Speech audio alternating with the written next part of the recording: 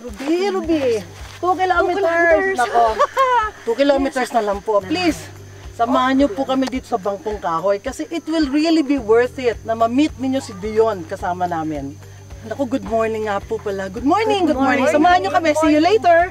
Off to Dion tayo. Off to Dion.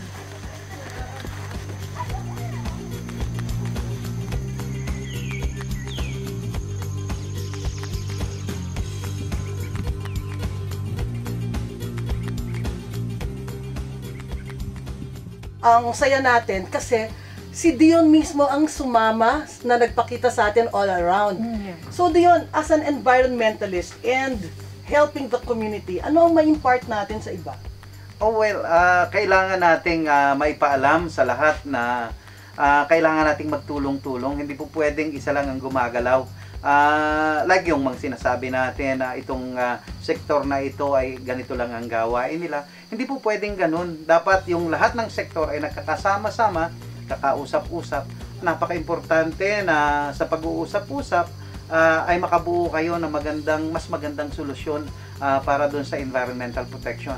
And that's what I'm passionate about. Ang komunidad, hindi nila alam kung anong gagawin nila kung wala tayo. At tayo naman ay hindi matutupad yung gusto nating mangyari kung wala ang komunidad.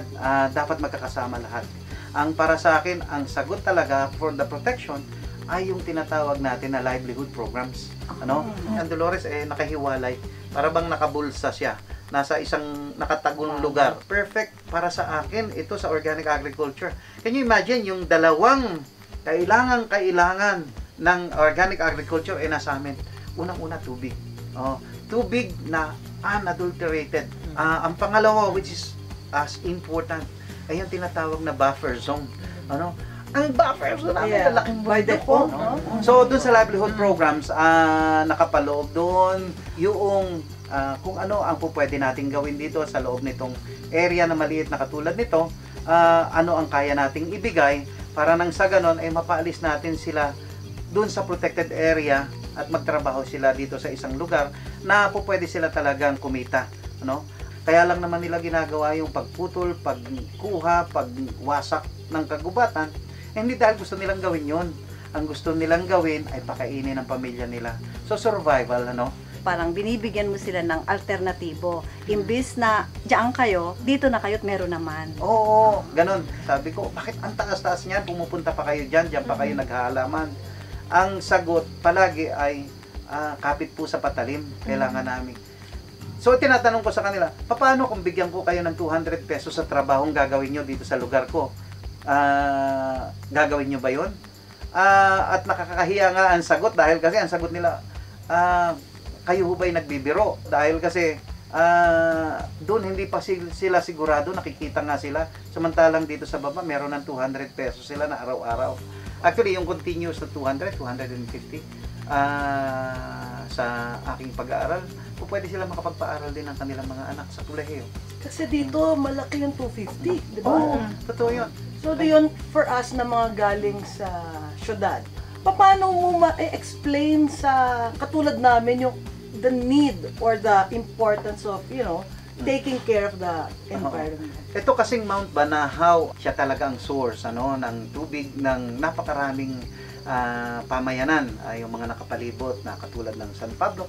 Kung ano ang nilagay namin sa lupa dito, yun ang makukuha ng downstream. Actually, ang target namin kapag dumating ang panahon, talagang maging totally organic ang buong bayan ng Dolores. Dahil kasi ang Chaong, Bigla Escudero, ang tubig lahat ay nanggagaling at dumadaan sa bayan ng Dolores. So now talking about yung helping the community, ano na ang ginagawa ninyo for that? Well, ito, nag-organize kami ng livelihood programs dito in our own little way. Ang isa ay yung mushroom industry nga na sinasabi natin. Yung inikutan natin. Oo, halos 80% ng mushroom na ginagamit ng ating restaurants and hotel sa Maynila nanggagaling outside of the country. So import tayo. Dito ang ganda ng mushroom. Dahil kasi yung klima ay bagay na bagay para sa mushroom growing dito. Yung target ng mushroom production ay makapag-produce kami ng 1 ton daily. Kapag meron kaming ganong production, ang possibility na makapag-employ kami ng mga 150 people, that means 150 families yan na makikinabang, napakalaki na. So kung din sila nagtatrabaho, kumikita sila ng 200, 250, mas mataas pa siguro doon sa iba. Dahil kasi yung mga baggers namin, minsan kumikitang up to 400 pesos eh.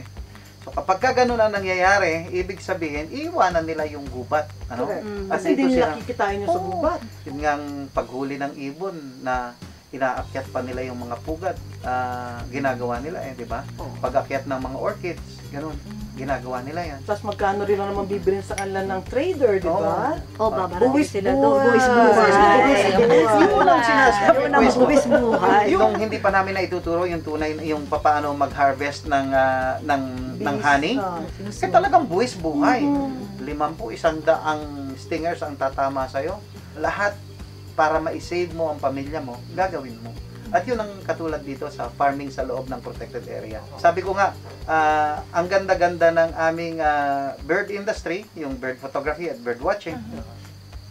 Pero kahit na ano pang sabihin mo na wag nilang hulihin, huhulihin nila yung mga birds na yun, bibenta nila para pakainin ang kanilang mga anak.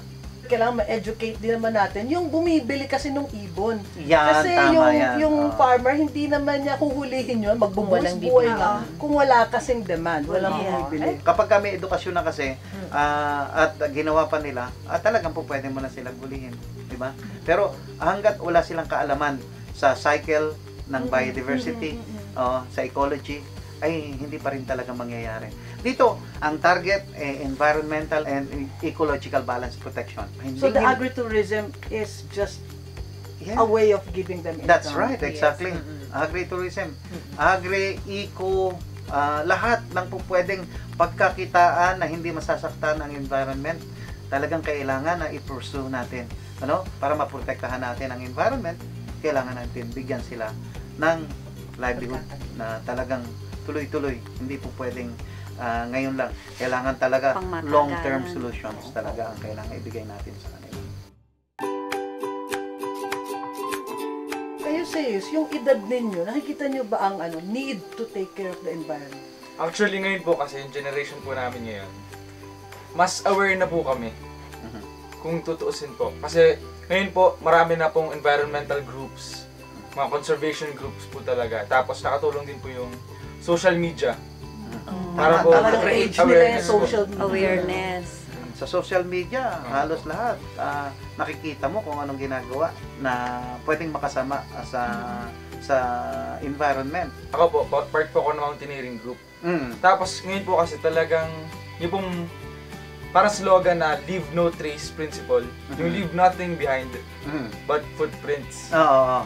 Ganun po, kasi nakatulong po talaga yun para ma-conserve yung environment. Leave nothing but footprints, take nothing but memories. Di ba? Ganon. So, yeah, we're continuing on with what we've started here, and hopefully in the next 3 to 5 years, okay na talagang protektado na ang Mount Banahaw, San Cristobal, protected landscape. Nakakagaan ng damdamin na there is future. Parang we can look forward to something na mai-hand down natin sa ating mga anak. Napaka-importante na alam nila na hindi lang ito ngayon, dahil kasi may bukas pa di ba? Meron pang mga susunod pang henerasyon na dapat talagang makita nila kung ano yung tunay na kalikasan, At sabi ko nga, this is God's creation. Gagalit sa atin yan kapag hindi natin We are protektahan yan. stewards of Yeah, that's nature. right, exactly. Ay nako, thank you very much, Dion, for giving us the time. Please join us again next week for the next episode of OA Ako,